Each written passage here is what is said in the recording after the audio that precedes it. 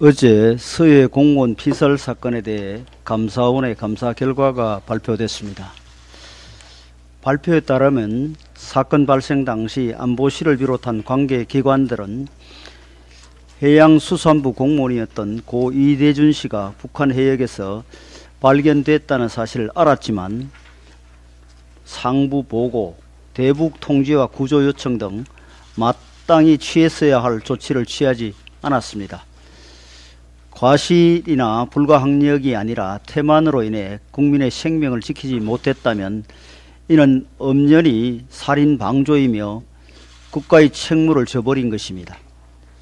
더 큰 문제는 북한에 의해 이대준 씨의 죽음에 대한 관계기관, 다시 하겠습니다. 더 큰 문제는 이대준 씨의 죽음에 대한 관계기관들의 대응입니다. 사건 발생 다음 날인 2020년 9월 23일 새벽 1시 청와대에서 열린 관계장관 회의에서 안보실은 서해 공무원 피살 시신 소각 사실에 대한 보안 유지 지침을 하달했다고 합니다.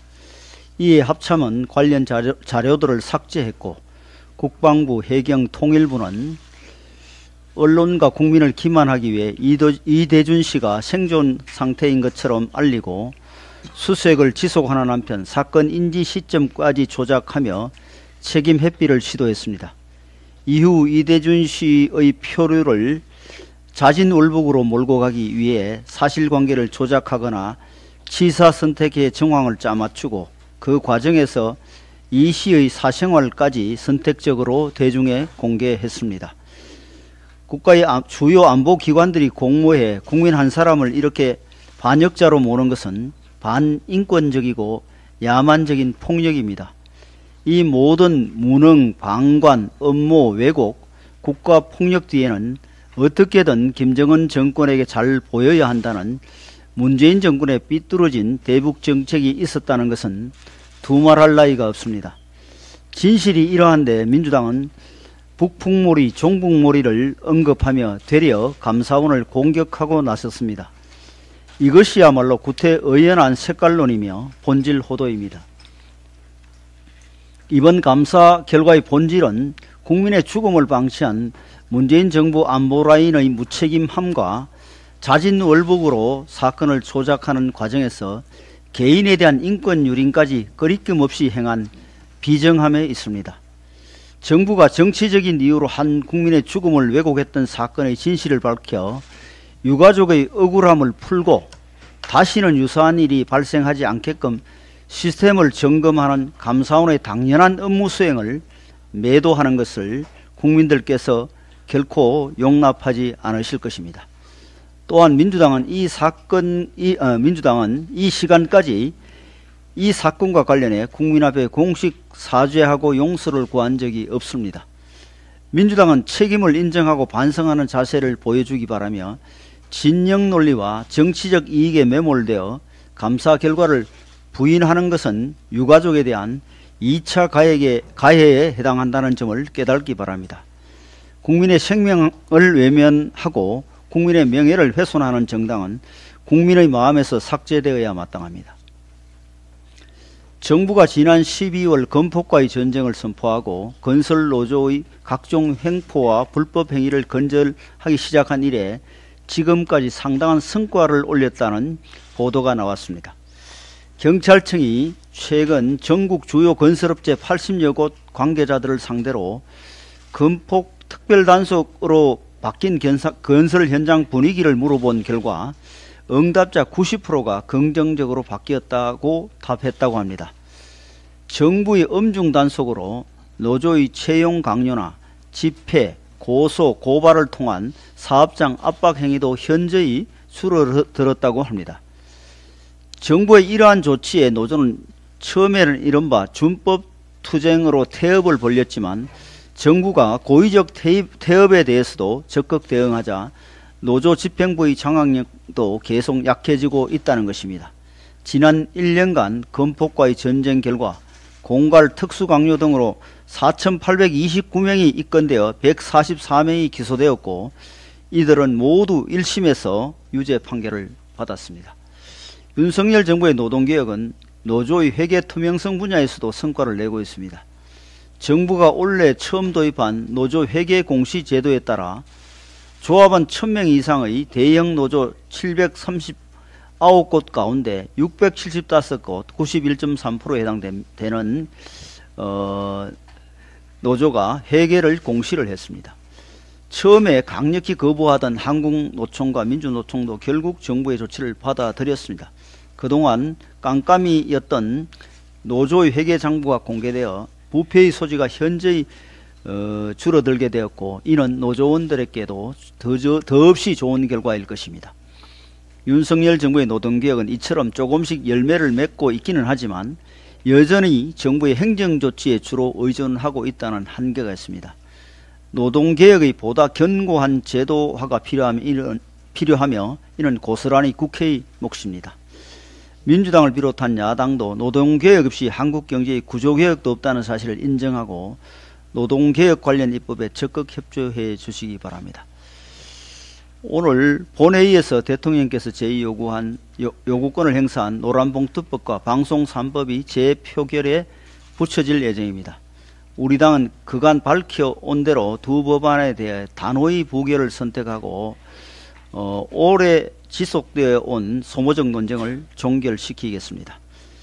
경제망국법으로 불린 노란봉투법, 공영방송의 편향성을 더욱 심화시킬 방송 3법은 민주당에서 부작용이 우려되어 지난 정부 때 추진할 엄두도 내지 않았던 법들입니다. 이번 정부에서도 거부권을 행사할 수밖에 없음을 뻔히 알면서도 총선을 앞두고 좌편향 노조와 시민단체의 표를 얻고 대통령의 정치적 부담을 가중시키기 위해 끝내 제2요구권 행사 상황까지 만들어낸 민주당의 정략적 의도가 개탄스러울 뿐입니다.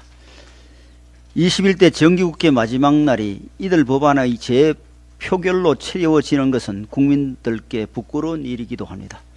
민주당은 오늘 재표결로 그동안 입법 폭주를 마무리 짓고 최소한 앞으로 남은 임시국회 기간만이라도 정쟁이 아니라 국가 경제와 민생을 위해 꼭 필요한 법안을 처리하는데 대성적으로 협조해 주시기 바랍니다.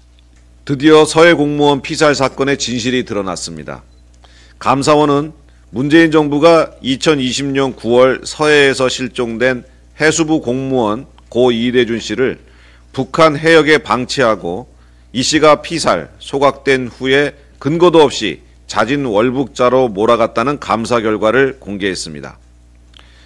감사원 자료에 따르면 사건 당시 문재인 정부, 청와대 국가안보실, 해양경찰청, 통일부, 국방부 등 관계기관은 이 씨가 북한 해역에 생존 상태로 붙잡혀 있었다는 것을 인지하고 있었습니다.